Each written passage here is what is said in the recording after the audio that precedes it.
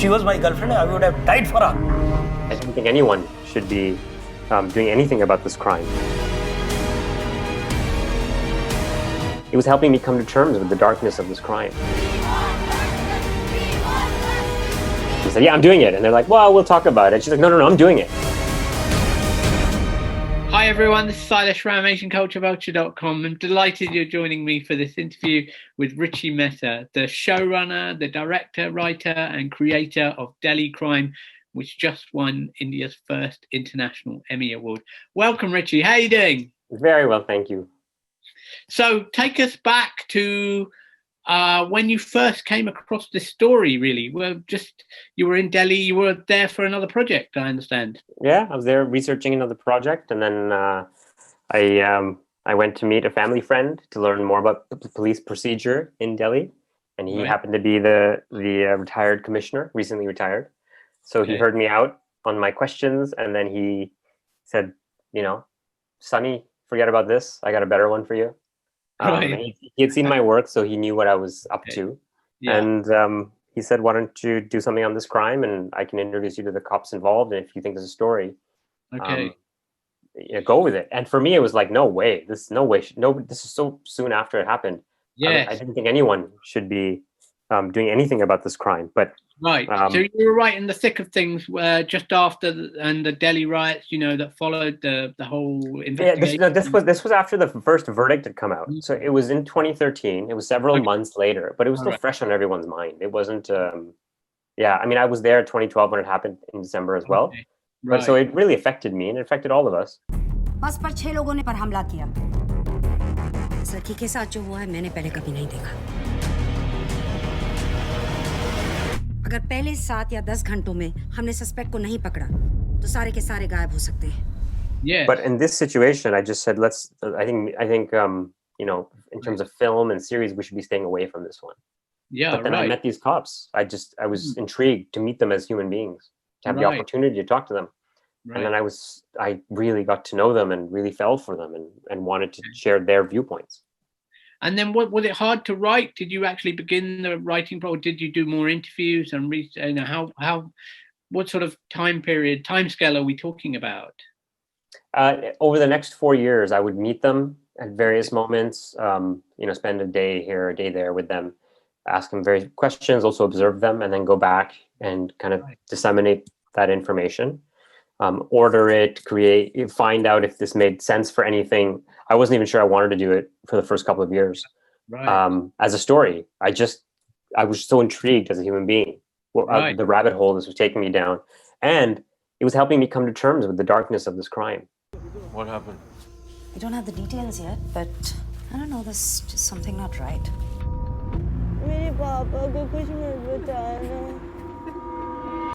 At each stage, I would come back with more and more pieces of this puzzle. And then after a couple of years, I realized, I think I have a complete puzzle here. And I can order this and create a narrative and something that could be very special. And then how long did it take to actually write or put down on paper? Was that the next step? That was still happening in the process. So I would go and write kind of all this, I'd meet somebody and say, wow, that's a crazy scene. And I would go write the scene and just sit on that scene for a while. So it was happening. At the end of 4 years, I just had the whole thing. Yeah. And then you had some producers on board because this wasn't a Netflix. They hadn't commissioned it. So you had some people who were helping you, at least with the funding and going to make it happen as a TV project. Yeah. I mean, you were in the room when we announced it in Sundance. Yeah, so you saw the before and after. Yes, 2019. That's right. Yeah. So I was very lucky. I met some incredible producers along the way. And they read the scripts that I had written speculatively. They loved it. Yeah. They really connected with it. And then they put it together and said, hey, we can finance this independently. We don't need to necessarily go through the system just yet. They believed in the material so much. Right. And you think that was important because had you had to stop and look for funding and try and get one of the streaming platforms on board, would that have been challenging? I mean, it's hard to say. I didn't, I had conversations with the streaming platforms beforehand, but they were very informal. So nothing really came of them. So when this happened, it happened so fast. I mean, that's the thing with when you have committed producers Yeah. who can figure out where to get the resources. It happened, and they said, "Hey, we can do this right now in 6 weeks. Can you shoot?" Wow. And it's like, well, I guess I can. Sure, let's go. So it was one of those, like, we just ran. I don't know what the alternative. You didn't have a lot of time to think about it. You just kind of, I suppose. Then, what about the casting? Did you have a very clear idea of who you wanted, or No, leave no, that to- no, I did not. That was, again, our casting director, Mukesh Chabra. He just came Yeah. to the rescue. Right. And he cast the 12 lead characters in about 20 minutes. Wow. God. He's just that guy. Yeah, sure. Some of the actors you worked with before, Rajesh Tailang has been in some of your films, and Yep. I have Shefali Shah, who's a magnificent actress. I mean, I've seen in so many independent films in India. But had you worked with her before? No. Did you know her before? No. I met her for this. And when Mukesh came up with the idea, I just went and met her that day. Wow. And I just pitched her the whole story for, I think it was an hour and a half or something.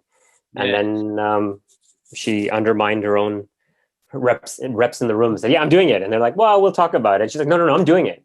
And it was very funny. I am DCP South District. Ji madam. This crime is not just heinous. It's insanity. Saying that if you'd done your job, none of this would have happened in the first place. There is nothing we could have So done. everyone in the city is wrong.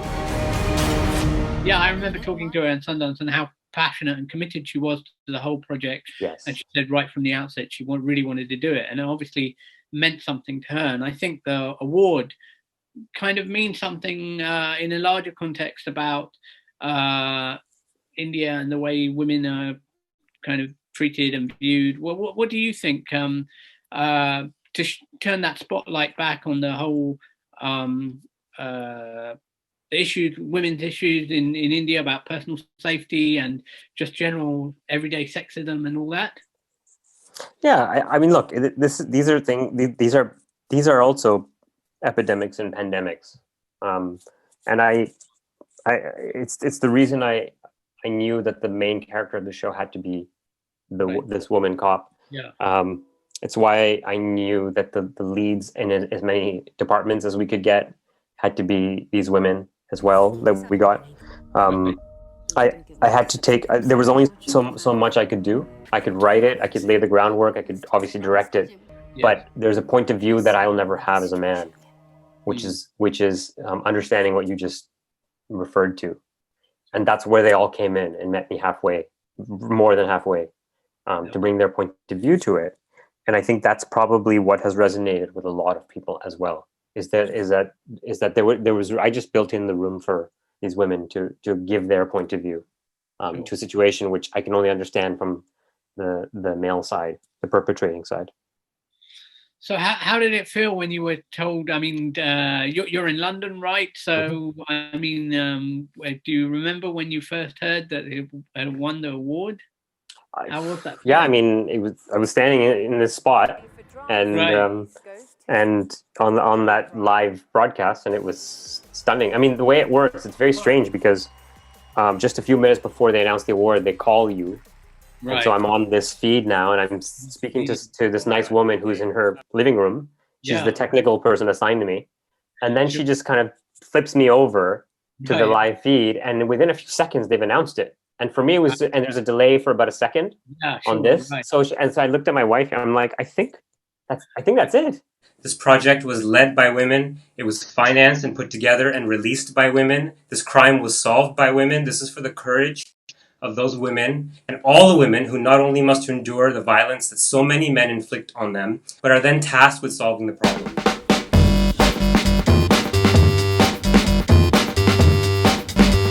And what of the future? I mean, you told me that in Sundance there was Delhi Crime 2 and I think 3. Are the wheels in motion? I know. Have they started filming? The wheels are in motion. I'm an executive producer on that. Okay. Yes, and the wheels are in motion. And again, it'll be looking at some real life crime in and around Delhi. Yeah, that's the hope. So we'll see. Okay. We'll see how it goes. Right now, my attention is on family that's about to expand. Olivia and our little girl, who can hear at 7.5 months, who's coming. And a few other projects. Okay. My writing attention is on several other projects, a few other projects that I began before Delhi Crime. And will that be in the feature film arena? Combination. Okay.